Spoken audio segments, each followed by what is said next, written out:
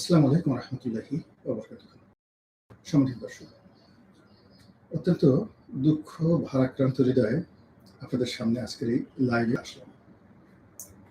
সাধারণত বাংলাদেশের রাজনীতি নিয়ে কথা বলি, মাঝে মধ্যে আন্তর্জাতিক বিষয়াদি নিয়ে কথা বলি। আমি সাধারণত ঘর কোনো টাইপের মানুষ। সাধারণত নিজের পরিবার, নিজের ঘর, নিজের অফিস, ব্যবসা বাণিজ্য এগুলোর মধ্যেই আমি শান্তি খুঁজে পাই। কিন্তু গত এই যে আমেরিকা এবং ইরানের যে যুদ্ধ, এটা শুরু হওয়ার পরে আমার কাছে মনে হলো যে আমি আসলে ঘর কোনো মানুষ নই। পৃথিবীর অনেক কিছু আমাকে ব্যথিত করে এবং এই যে এই যুদ্ধ ব্যাপকভাবে শুরু হওয়ার পর আমি রীতিমতো ঘুমোতে পারছি না, খেতে পারছি না, কথা বলতে পারছি না। এবং কালকে সেই যে তারাবির নামাজের সময় পুরোটা সময় হাফেজ সাহেব কোরআনের তেলাওয়াত করছিলেন, আর আমার কাছে বারবার শুধু ইরানের কথা মনে হচ্ছিল, ইরানের জনগণের কথা মনে হচ্ছিল যে আমরা এখানে তারাবি করছি, আল্লাহ বিল্লাহ করছি, ইফতার করছি, সেহরি করছি, কত আনন্দ করছি। আজকে পুরো ইরানের মানুষ ঘুমাতে পারছে না। এবং কালকে যখন আমি এই তারাবির সময় কথাগুলো চিন্তা করছিলাম, তখনও আয়াতুল্লাহ আলী খামেনি, ইরানের যে সর্বোচ্চ ধর্মীয় নেতা, তার শহীদি মৃত্যুর খবর তখনও আসেনি। কিন্তু আমার মনে হচ্ছিল, বারবার মনে হচ্ছিল ইরানের কথা, আর মনে হচ্ছিল যে আমেরিকার যে আধিপত্যবাদ, এই আধিপত্যবাদের কবলে আমরা বাংলাদেশ কোন পর্যায়ে আছি। আমাদের দেশে সেই মার্কিন ডিপ স্টেট, তারপর আমাদের দেশের আলী রিয়াজ, আমাদের দেশের খলিলুর রহমান, আমাদের দেশের সেন্ট মার্টিন, আমাদের দেশের 24শে যে আগস্ট, জুলাই আগস্ট বিপ্লব, এরপর এত কিছু। মানে আমেরিকা যদি আমাদেরকে আসলে টার্গেট করে ইরানের মতো করে, ভেনেজুয়েলার মতো করে, তাহলে আমাদের আসলে কি করার আছে? আমরা পুতুল হব? মানে আমেরিকার যে পুতুল, সেটা কিভাবে হব? তার তো উল্লেখযোগ্য কোনো মডেল নেই। ধরুন সৌদি আরব, তারা আমেরিকার পুতুল, কিন্তু তাদের নিজের স্বার্থ আছে, বৃত্ত আছে, কিন্তু পুতুল হলেও পুতুলের সঙ্গে আমেরিকা কথা বলে। কিন্তু আমাদের সঙ্গে আমরা যদি পুতুল হই, তাহলে আমাদের সঙ্গে আসলে ফুটবলের মতো করে আমাদেরকে লাথি মারবে, গুঁতো মারবে। তো এই জিনিসগুলো আসলে খুব চিন্তা করছিলাম, ভীষণভাবে চিন্তা করছিলাম। এর মধ্যে আজকে সকালবেলা প্রথমে খবর জানলাম যে আসলে আয়াতুল্লাহ আলী খামেনি জীবিত আছেন। এরপর জানতে পারলাম যে আয়াতুল্লাহ আলী খামেনি নিহত হয়েছেন এবং ইরানের যে রাষ্ট্রীয় বার্তা সংস্থা, তার পক্ষ থেকে নিশ্চিত করা হয়েছে। তিনি শুধু নিজে শহীদ হননি, তার জামাতা এবং নাতি তারাও শহীদ হয়েছেন। ইন্না লিল্লাহি ওয়া ইন্না ইলাইহি রাজিউন। তো এই ইরান এবং আমেরিকার যে যুদ্ধ, এই যুদ্ধের পরিণতি কি, এই বিষয়গুলো নিয়ে মূলত আপনাদের সঙ্গে আমার যতটুকু জ্ঞান আছে, গরিমা আছে, সেই বিষয়গুলো নিয়ে আলোচনা করব। আমি সবসময় ইরানিয়ান কালচারের প্রতি অতি মাত্রায় আত্মবিশ্বাসী। ইতিহাসের একজন ছাত্র হিসেবে আমি জানি যে সেই আলেকজান্ডারেরও কয়েকশো বছর পূর্বে, অন্ততপক্ষে 250 বছর পূর্বে, সেখানে প্রথম একটা সাম্রাজ্য প্রতিষ্ঠিত হয়েছিল। সেই সাম্রাজ্যের অধিকর্তা ছিলেন সাইরাস দ্য গ্রেট, যাকে তৃতীয় সাইরাস বলা হয়।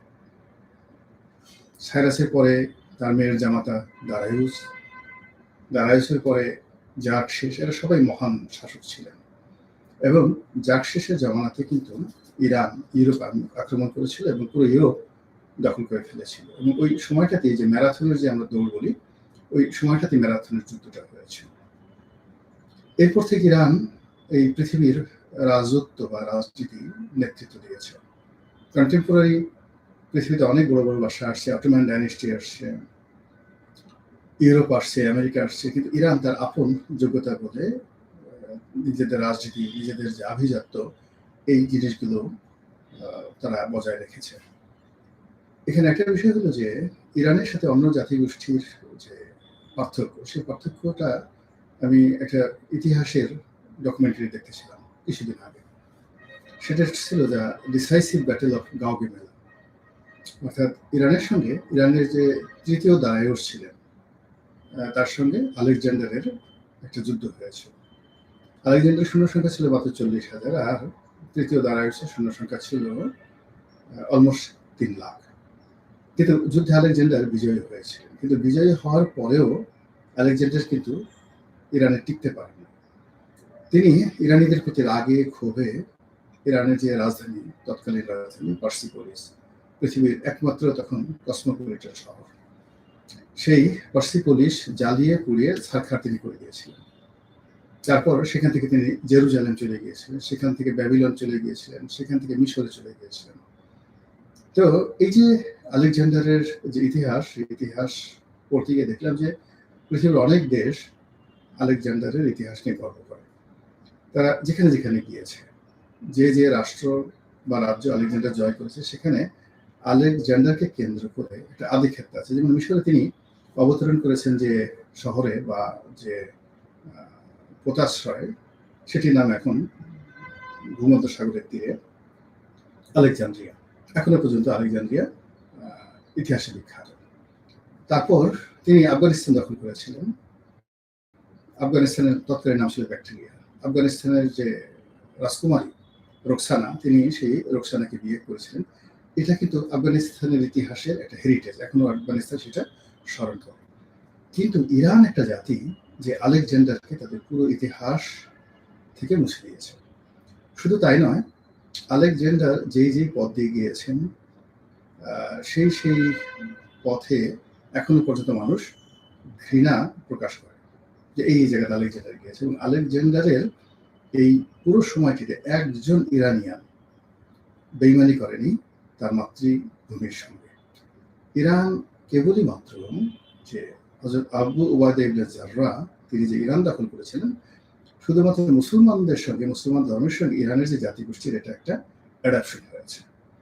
এর বাইরে ইরান কখনো কোনো জাতিগোষ্ঠীর সঙ্গে তারা অনেকটা নেকড়ের মতো কখনো আত্মসমর্পণ করেনি, কখনো একীভূত হয়নি, কখনো বিদেশি কোনো কালচার দ্বারা, রাষ্ট্র ক্ষমতা দ্বারা কখনো তারা বশীভূত হয়নি। এমনকি যে হালাকু খান তিনি ইরান দখল করেছিলেন, তো সেই হালাকু খান একটা সময় ইরানে থেকে গেলেন, তিনিও মুসলমান হয়ে গিয়েছিলেন এবং তার বংশবৎ পরবর্তীতে যে চাইনিজ ডিসেন্ট তারা ছিলেন, সেই মঙ্গল যে তাদের যে রক্তের যে লাইন ছিল, ব্লাড লাইন ছিল, সেটা বাদ দিয়ে তারা সেই পারস্যের ইতিহাসের সঙ্গে সম্পৃক্ত হয়ে নিজেদের যে বংশের নাম তারা লিখেছিলেন ইলখানি বংশ। এবং সেই ইলখানি বংশ ইরান, তুরস্ক, মধ্য এশিয়ার অন্যান্য রাষ্ট্র, রাশিয়ার একটা বিরাট অংশ তারা দীর্ঘদিন যুগপৎভাবে আলাদা আলাদাভাবে শাসন করেছে। সেই হলো ইরানি কালচার। তো সেই কালচারে নব্য সাম্রাজ্যবাদী রাষ্ট্র মার্কিন যুক্তরাষ্ট্র হামলা করেছে। আর অভিশপ্ত ইহুদি রাষ্ট্র, যারা আসলে 70-80 সর্বোচ্চ 100 বছর তারা পৃথিবীকে রাজত্ব করতে পেরেছে। 100 বছর পরে প্রকৃতির অমোঘ নিয়মে তাদের ধ্বংস হয়েছে। তো সেই নিয়ম অনুযায়ী, যদি ইবনে খালদুনের সেই নিয়ম অনুযায়ী ধরেন, তার 1945 সনের পরে ইসরায়েল রাষ্ট্রের যে প্রতিষ্ঠা, তারা বড় জোর সেই 2045 সন পর্যন্ত তাদের রাষ্ট্রীয় অস্তিত্ব থাকবে। এরপরে একটা সময় আসলে ইসরায়েল রাষ্ট্র থাকবে না, সেটা দাজ্জালের মাধ্যমে হোক কিংবা ইমাম মাহাদির মাধ্যমে হোক। এটা অব্যবহিত একটা পরিণতি ডেকে নিয়ে হবে। তো এই যুদ্ধের যে পরিণতি, সেই পরিণতি আসলে আমার বুকটা ফেটে যাচ্ছে, আমি গুছিয়ে কথা বলতে পারছি না। যারা এই লাইভে আছেন আমার সঙ্গে, আমি তো দেখি কারা কারা আছে, কি কি মন্তব্য করছেন। আপনারা 533 জন আমার সঙ্গে আছেন এই মুহূর্তে। ফালতু বা আবেগী বক বক একজন বলছেন, হ্যাঁ ভাই আপনি গালাগালি করেন, যা কিছু বলেন, আবেগ দেখাবই, যতক্ষণ অ্যাজ লং অ্যাজ আমি মুসলিম আমাকে আবেগ দেখাতে হবে। আপনার কি মনে হয় স্যার পরাজয় মেনে নেবে? আজ আমি অনেক শোকাহত। তারপর শেষে ইরান কি প্রতিশোধ নেবে নাকি পরাজয়? সরি, ভুল করে আপনার কন্টেন্ট চালু হয়ে গেছে। সরি, ভুল করে আপনার কন্টেন্ট চালু হয়ে গেছে। আসসালামু আলাইকুম। আপনি কি লাইভ করছেন? ইয়েস, আমি লাইভ করছি, আগের রেকর্ড নয়। প্রথম কমেন্ট কান্না করছে স্যার, হাই রবি একজন বলছেন। ধন্যবাদ। এখানে যেটা মনে হচ্ছে যে এই যুদ্ধ হয়তো ইরান যাকে বলা হয় পরিবেশের কারণে টিকতে পারবে না। I don't know. এই কারণ হলো যে এর আগেও আমেরিকার যে আধিপত্য ইরানের ছিল, বহুকাল ছিল। সেখানে এই যে রেজা শাহ পাহলভি, তার বাবা তিনি ছিলেন, তারপরে আবার এখন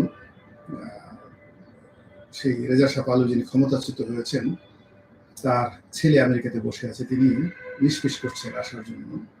এটা ধরেন এই শতাব্দীর ইতিহাস।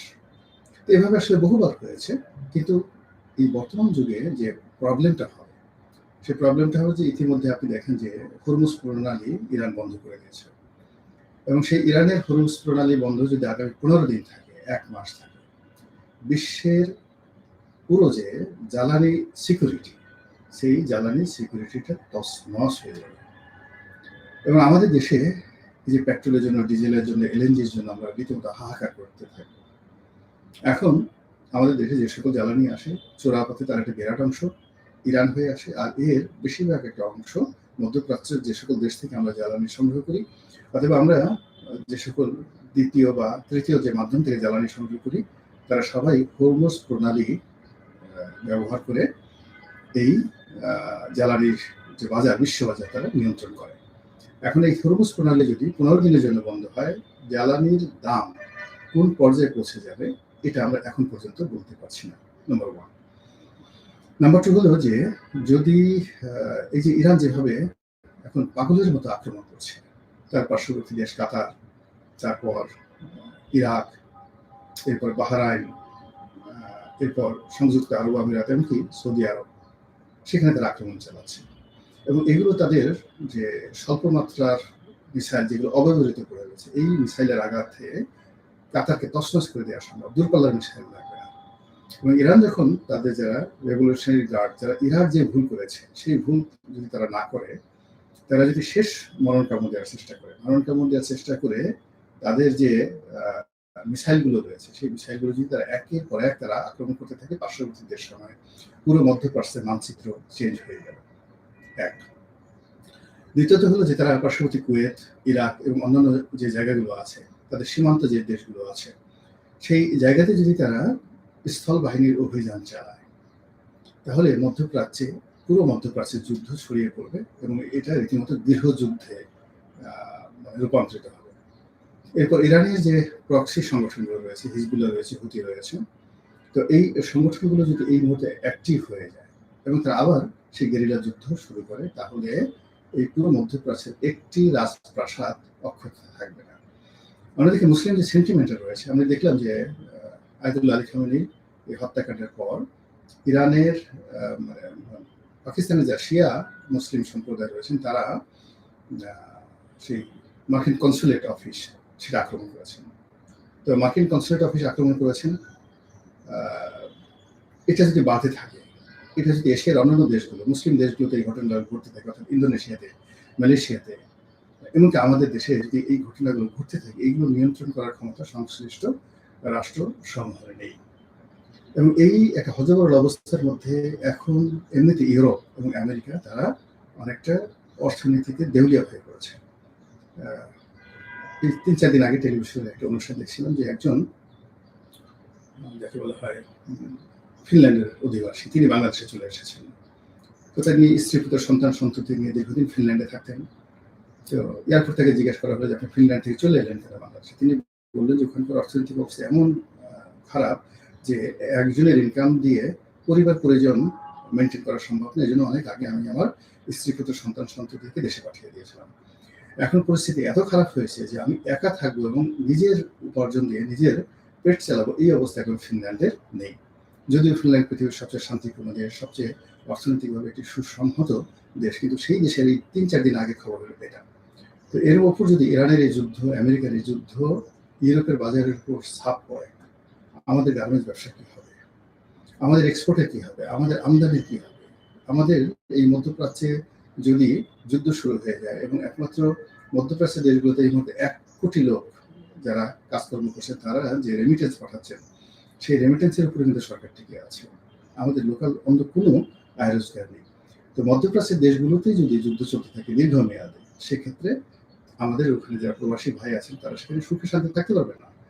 তাদের অনেকের বেতন ছাড়া সেখানে কাজ করতে হবে, অনেকে চলে আসতে হবে, এবং আমরা এমনিতেই মানে প্রায় 23 লক্ষ কোটি বা 23.5 লক্ষ কোটি টাকা ঋণের মধ্যে আছি। শেখ হাসিনার জামানাতে যে ঋণ ছিল, সেই ঋণ গত 17 মাসে কি পরিমাণে যে বেড়েছে এবং আমাদের রিজার্ভের অবস্থা যে কি হয়েছে, এটা আমরা আসলে কেউ বলতে পারি না। তো তার উপরে যদি আবার এই যুদ্ধ প্রলম্বিত হয়, তাহলে জনাব তারেক রহমান সাহেবের যে সরকার, এই সরকার এই দায় কিভাবে মেটাবেন? তিনি তো সবেমাত্র 17 বছর পরে আসেন, এখনো প্রশাসন ইরান আমেরিকার যুদ্ধ পাল্টে যাবে পৃথিবীর ইতিহাস, গুরুত্বপূর্ণ তথ্য দিলেন গোলাম মোল্লা রনি। যাকে বলা হয় স্বপ্ন বাসরও না, ঠিক অনেকটা হানিমুন পিরিয়ড চলছে, ফার্স্ট নাইট সরকারের। এখনো পর্যন্ত জামাতের ক্ষমতা, এখনো পর্যন্ত বিএনপির ক্ষমতা, এখনো পর্যন্ত সেই সাবেক যে অন্তর্বর্তীকালীন সরকারের যে ক্ষমতা, এটা একটা ভারসাম্য তৈরি হয়। এখনো পর্যন্ত এনসিপি বুঝতে পারছে না যে ক্ষমতা কি তাদের হাতে আছে নাকি জনাব তারেক রহমান সাহেবের হাতে আছে। সেনাবাহিনী, পুলিশ বাহিনী, বাংলাদেশ ব্যাংক বিভিন্ন জায়গাতে র্যান্ডম পরিবর্তন হচ্ছে। আর সেই র্যান্ডম পরিবর্তনের মধ্যে যদি আবার এই যুদ্ধটা প্রলম্বিত হয়, আল্লাহ আমাদের ভাগ্যে কি রাখছেন একমাত্র তিনি বলতে পারেন। আল্লাহ আমাদের সবাইকে হেদায়েত দান করুন, হেফাজত করুন। আসসালামু আলাইকুম ওয়া রাহমাতুল্লাহি ওয়া বারাকাতুহু।